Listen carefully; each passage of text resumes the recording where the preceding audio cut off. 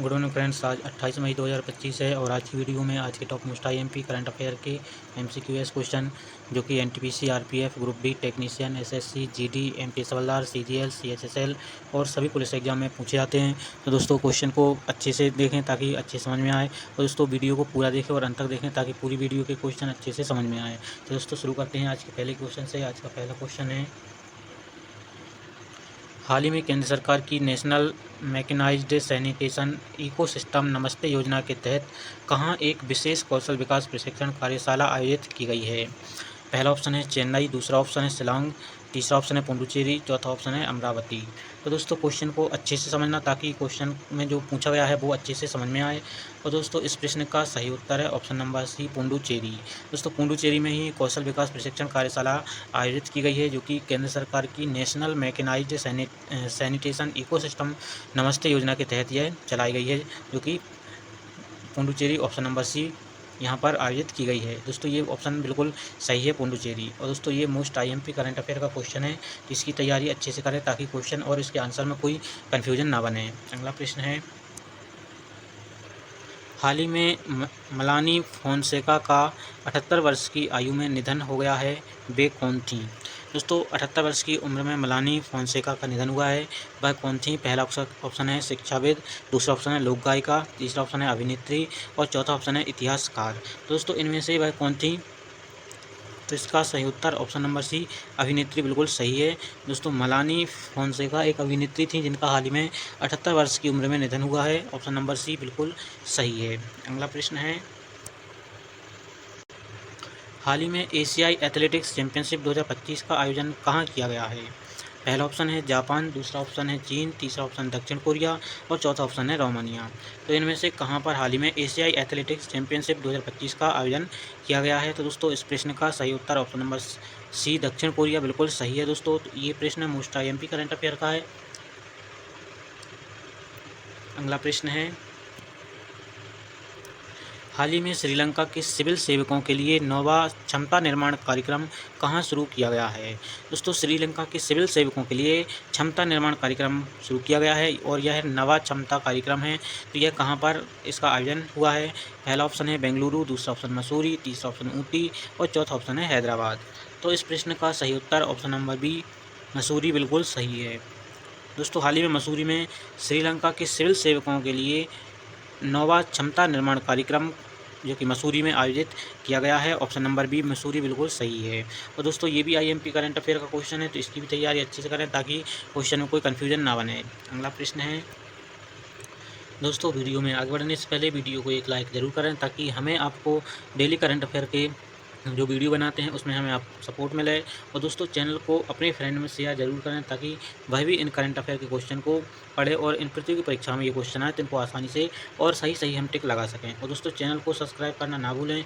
अगर चैनल को सब्सक्राइब नहीं किया तो दोस्तों ये most IMP current affair question आप तक नहीं पहुँच पाएंगे और आप परीक्षा में अगर ये क्वेश्चन आए तो इसमें अच्छे से हम टिक लगा सकते हैं। हाल ही में सीएसी ने राष्ट्रीय शिक्षुता संवर्धन योजना और राष्ट्रीय शिक्षुता प्रशिक्षण योजना के तहत युवाओं को दिए जाने वाली छात्रवृत्ति में कितने प्रतिशत की वृद्धि की सिफारिश की है? तो दोस्तों इसका पहला ऑप्शन है 20%, दूसरा ऑप्शन 25%, तीसरा ऑप्शन है 30% और चौथा ऑप्शन है 32%।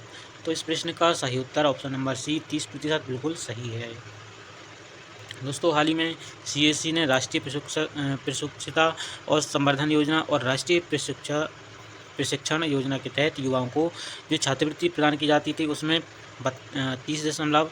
30% की जो बढ़ोतरी की गई है उसकी सिफारिश की गई है, जो कि क्वेश्चन का आंसर ऑप्शन नंबर सी बिल्कुल सही है, 30%। अगला प्रश्न है, हाल ही में किस तारीख को पंडित जवाहरलाल नेहरू की पुण्यतिथि मनाई गई है? पहला ऑप्शन है 24 मई, दूसरा ऑप्शन 25 मई, तीसरा ऑप्शन है 26 मई और चौथा ऑप्शन है 27 मई।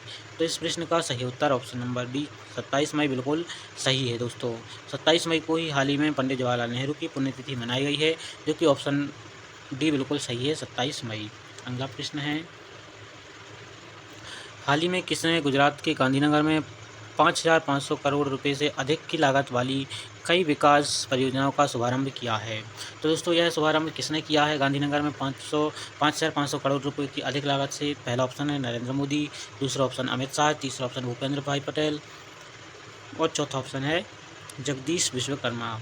तो दोस्तों इस प्रश्न का सही उत्तर है और ऑप्शन नंबर ए बिल्कुल सही है, प्रधानमंत्री नरेंद्र मोदी। प्रधानमंत्री नरेंद्र मोदी ने हाल ही में गुजरात के गांधीनगर में 5500 करोड़ रुपए से अधिक की लागत की विकास परियोजनाओं का शुभारंभ किया है, और जो कि ऑप्शन नंबर ए बिल्कुल सही है। और दोस्तों ये मोस्ट आईएमपी करंट अफेयर का क्वेश्चन है, तो इसकी भी तैयारी अच्छे से करें ताकि इन प्रश्नों में कोई कन्फ्यूजन ना हो और उत्तर हम सही से टिक लगा सकें। अगला प्रश्न है, हाल ही में रोमानिया के नए राष्ट्रपति का कार्यभार किसने संभाला है? दोस्तों हाल ही में रोमानिया के राष्ट्रपति कौन बने हैं या कार्यभार किसने संभाला है? इसका पहला ऑप्शन है कैटालिन प्रीडोइब, दूसरा ऑप्शन है निकोसोर डैन, तीसरा ऑप्शन है इली बोलो जान और चौथा ऑप्शन है इनमें से कोई नहीं। तो दोस्तों इनमें से कौन सा ऑप्शन सही है कि रोमानिया के नए राष्ट्रपति कौन बने हैं हाल ही में? तो इसका सही उत्तर है ऑप्शन नंबर बी निकोसोर डैन। ऑप्शन नंबर बी बिल्कुल सही है, इन निकोसोर डैन हाल ही में रोमानिया के राष्ट्रपति बने हैं। अगला प्रश्न है, हाल ही में विदेश सचिव विक्रम मिश्री किस देश की 3 दिन की यात्रा पर हैं? दोस्तों विदेश सचिव विक्रम मिश्री किस देश की 3 दिन की यात्रा पर हैं अभी? तो पहला ऑप्शन है रूस, दूसरा ऑप्शन अमेरिका, तीसरा ऑप्शन थाईलैंड और चौथा ऑप्शन है मॉरिशस। तो इनमें से ऑप्शन नंबर बी अमेरिका बिल्कुल सही है दोस्तों, अमेरिका की यात्रा पर ही विदेश सचिव विक्रम मिश्री। ऑप्शन नंबर बी बिल्कुल सही है। और दोस्तों ये भी आईएमपी क्वेश्चन है, तो इसकी भी तैयारी अच्छे से करें ताकि कोई कन्फ्यूजन ना बने। अगला प्रश्न है,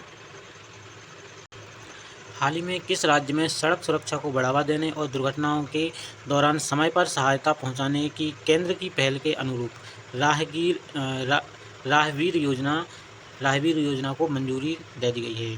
दोस्तों सड़क दुर्घटनाओं को सड़क सुरक्षा को बढ़ावा देने और दुर्घटनाओं के दौरान जो समय पर सहायता पहुंचाने की केंद्र की पहल जो चलाई गई है राहगीर योजना, यह किस राज्य के लिए मंजूरी दी गई है केंद्र सरकार द्वारा?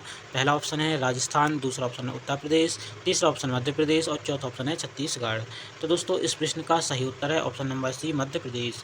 दोस्तों मध्य प्रदेश राज्य सरकार में जो सड़क सुरक्षा को बढ़ावा देने के लिए और दुर्घटनाओं के दौरान समय पर सहायता पहुँचाने के लिए केंद्र सरकार ने एक योजना एक पहल शुरू की है जिसका नाम है राहगीर योजना, इसको मंजूरी दी गई है। Option number C Madhya Pradesh बिल्कुल सही है दोस्तों, ये मोस्ट आईएमपी करंट अफेयर का क्वेश्चन है, इसकी तैयारी अच्छे से करें ताकि कोई कन्फ्यूजन ना हो।